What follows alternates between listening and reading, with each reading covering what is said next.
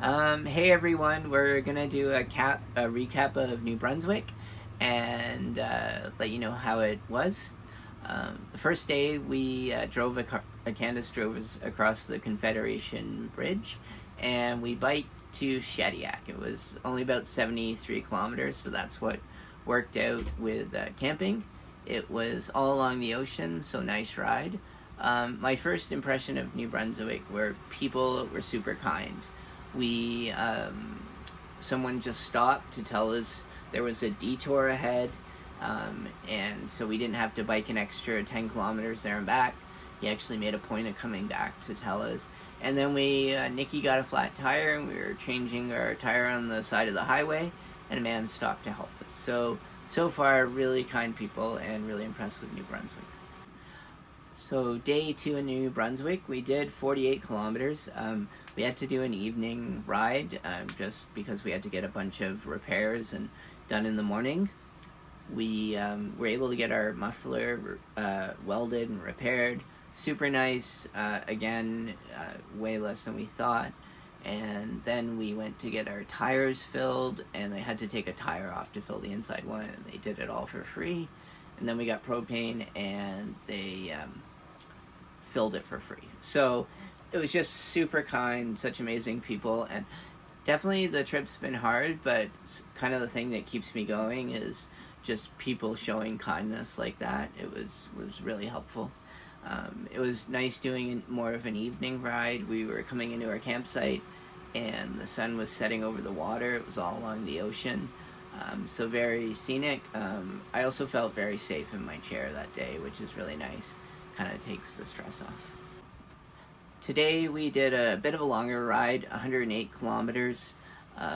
As we started our ride, like 3K in, we stopped by the Irving Ecological Center. It was this really nice boardwalk right along the dunes over the ocean, by the ocean, about 1.5 kilometers long. For anyone going in a wheelchair, this would be an amazing spot to see. It was totally accessible. Since before my injury, I've always liked being able to get near the ocean over the sand, and it's often very difficult to do. So this was an amazing opportunity to do it, and I'm really glad we stopped to see it. It was beautiful. It was starting to get really hot, so it helped to have Candace stop and give us some water and refill stuff. But we made it to our campsite. So today we entered a really remote section of New Brunswick. It's about a 160-kilometer stretch, and there wasn't any campsites in between, so we had to dry dock probably about 100 kilometers into it. We did 96 before we stopped. This section of the route, before you get into it, I really need to talk about this. If you are biking, especially with a disability, or even if you're biking by yourself, I wouldn't recommend it. You definitely need someone with you. It's super remote. And I would also recommend, if you're going to do it, having a support vehicle and someone to be there in case. We also had a satellite phone. If you don't have these things, I would probably not take this route. It was the 108. So it was a little nerve-wracking being out in the middle there when it was without any backup, which we had, which thankfully worked. It was also really hot, so we had to carry like over 10 liters of water. As a quadriplegic, I don't sweat, so Nikki constantly had to pour water on me. So it was difficult. We also had to stop at a house, and a man filled our water bottles, which we definitely needed. And he was so nice, also offered to make us sandwiches, which, super kind again. This, we dry docked, so Candace found a good spot that we planned on, and but we had to run the generator all night running our ACs, and it was kind of expensive. We used like a quarter tank of gas, so kind of consider that if you're dry docking or getting a campsite. The other thing that happened is my tire blew on my wheelchair just as we were pulling to meet Candace, and if that had happened at any other point, it would have been really dangerous and difficult. But thankfully, we were okay. So, if you're planning a route, really look at this and consider what you need to do. Today, we did a 67 kilometers and finished the really remote section. This was probably one of my scariest rides to date. Maybe the wreck house was a bit more, but this was up there. The road was really off camber, so it means it's slanting towards the ditch. So I was pretty much biking sideways, worried about tipping, huge potholes, really steep hills. So this ride was really scary. There was also lots of big logging trucks coming by, loaded up.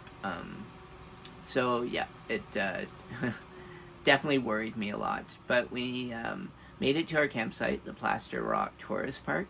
I just want to tell you how amazing this place was. They didn't have accessible showers, so the owner, Marty, arranged for us to go shower in the arena next door. It was a beautiful shower, totally needed. And then he got his friend, Rosanna, to come, and she grabbed our laundry, took it to her house, and did it for us and brought it back. So it was so amazing. It was, again, really hot that day, so we were pretty drained after. Also wanted to mention, we went down and sat on the dock overlooking their little lake pond. Such a nice evening, and it's actually where they hold the World Pond Hockey Championships.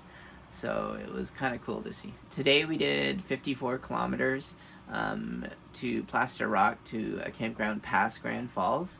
We stopped in Grand Falls to look at the falls, which was gorgeous. Nikki and Candace both got to go ziplining. It was so fun watching them, and you should check out their video. They had a really great time.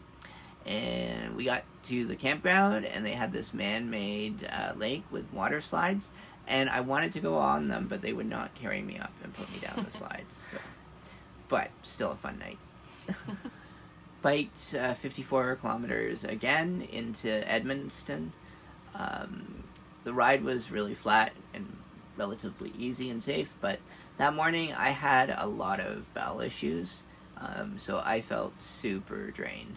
That's definitely something to consider when traveling with a disability.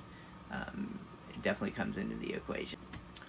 When I'm talking about the bowel issues, part of the reason is I'm constantly moving, there's vibration from the road, and as I'm pedaling, my whole upper body's rocking.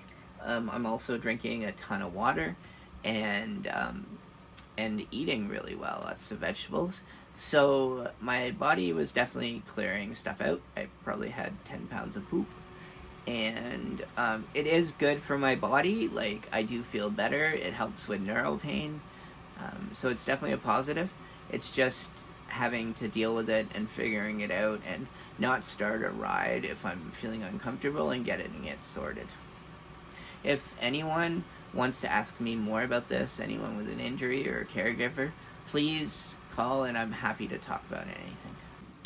Today we did 68.9 kilometers and made it into Quebec. The road was, again, slightly off camber and kind of rough, so that made it a little difficult, but relatively flat. We had a long sleep last night, so my body felt so good. I felt amazing today, which was great. We were able to get to our campground, and it's probably the first time we've really encountered a language issues. None of us speak French, unfortunately, but we met some really nice people, and they all tried, and we tried different ways, and we eventually got through it. But that's definitely something we're going to have to consider as we're going through how we're going to communicate. I know there's apps for Translate, and we're probably going to have to take advantage of that. So, but neat experience. Final thoughts of New Brunswick. It was, again, a really beautiful province. We have a beautiful country, and the people were so kind and nice and helpful. Yeah, we definitely kind of went through it as fast as we could, but we enjoyed it, and the weather definitely, with the heat, made it a bit more difficult, but we're not complaining. The sun was good. Yeah, keep following us.